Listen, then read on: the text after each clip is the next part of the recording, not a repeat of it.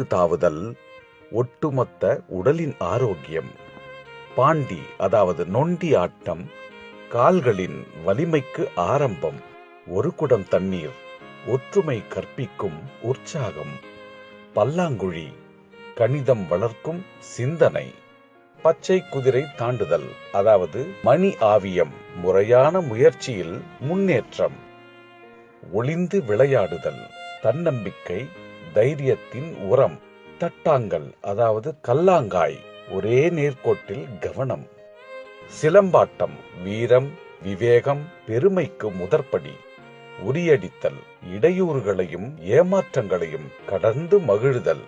இது போன்ற ஒவ்வொரு பாரம்பரிய விளையாட்டும் இயற்கையோடு ஒன்றி குழந்தைகளின் அறிவு, திறமை, வீரம், உடல் வலிமை, சுயமுயற்சி, தன்னம்பிக்கை, ஒற்றுமை போன்ற பல நற்கூறுகளை உள்ளடக்கி அவர்களின் எண்ணங்கள் தூய்மையாகவும் தெளிவாகவும் இருக்கச் செய்தன.